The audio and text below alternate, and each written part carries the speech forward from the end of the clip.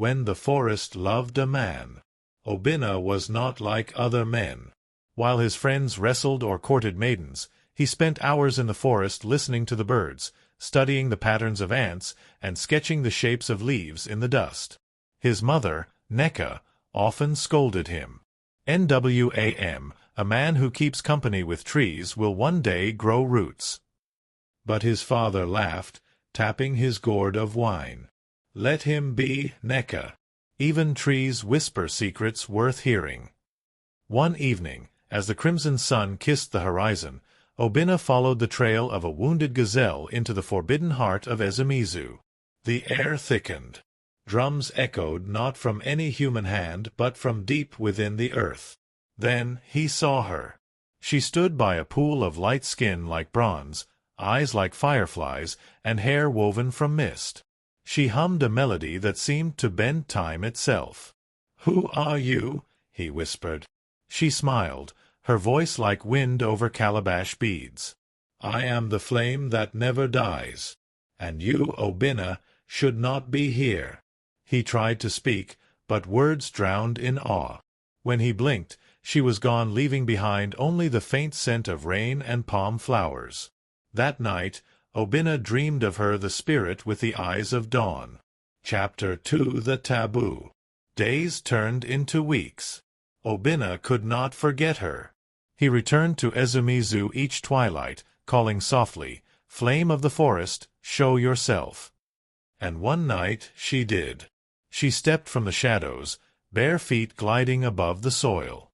"You mortals never learn," she said, her tone a mixture of sadness and curiosity.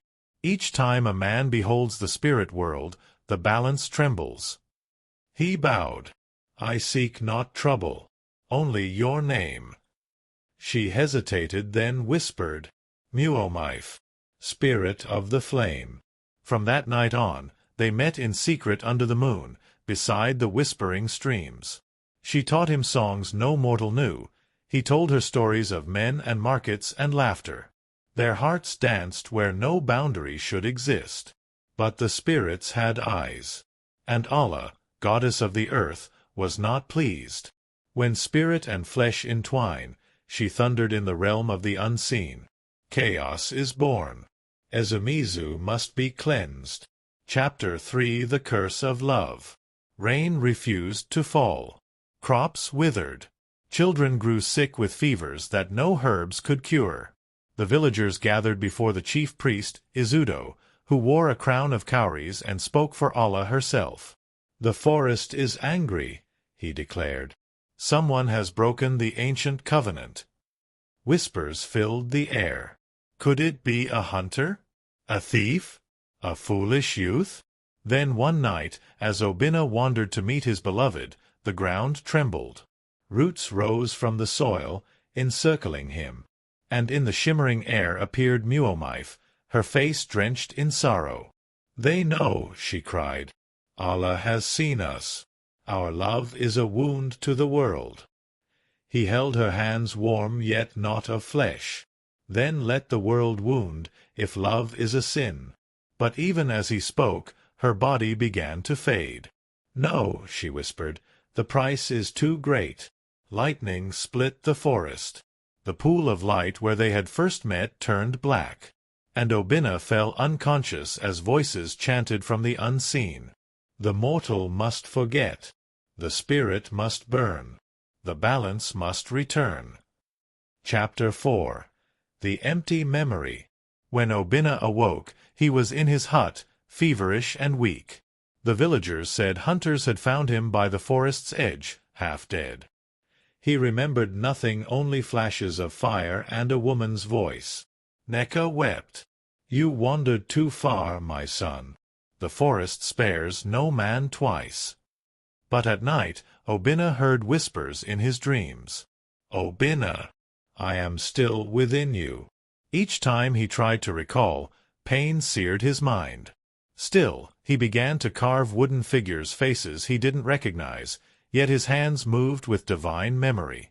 And in every carving, the same eyes, glowing, sad, beautiful, stared back at him. Chapter 5: The Forest Speaks Again. 3 moons passed. Then came the drought fiercer than before. Rivers dried, even the palm wine turned bitter. Desperate, the elders ordered a sacrifice at Ezumezu. Obinna, still haunted by visions, volunteered to lead the ritual. At the forest's edge, he poured libation and spoke to the wind. "If any spirit hears me, take what you will, but spare my people." The leaves rustled. The air shimmered. And from the blackened pool rose Mmụọmife, now a spirit of flame and grief. "You should not have come," she said. "Allah bound me here neither alive nor gone. I burn so the world may live." Obinna fell to his knees.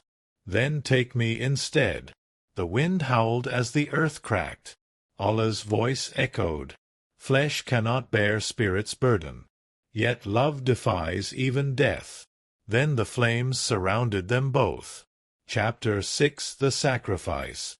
The villagers saw it from afar, the forest ablaze, yet no smoke rose. The chief priest cried, "Allah's judgment has come." But within the fire, Obinna held Mmụọmife close. "If I must die, let it be in your light." She wept fire. "And if I must burn, let it be in your heart." He kissed her, a union of mortal breath and immortal flame. The fire roared, brighter than the sun. And when it faded, both were gone. Only the pool of light returned, now clear and still. Rain fell that night for the first time in months. The crops revived. The fever ended. Umueke was saved, but Obinna was never seen again. Chapter 7 The Legend of the Rain. Years later, children playing by Ezumezu claimed they saw a man's reflection beside a spirit woman's in the pool. When thunder rolled, it sounded like two voices laughing together. The elders said, "Obinna became the rain, and Mmụọmife the flame that warms it." Each season, the first rain of Umueke carried the scent of palm flowers, the same scent Obinna once followed into the forest.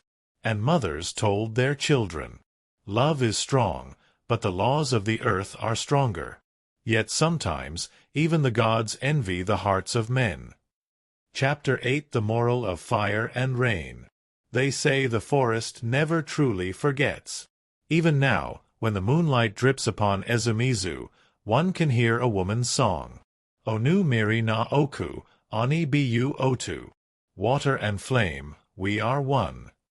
The story of Obinna and Mmụọmife lives not as tragedy, but as balance, the eternal dance between what is forbidden and what is true. Moral. True love defies fear, but wisdom must guide its fire. The world thrives on balanced spirit and flesh, desire and duty, life and death.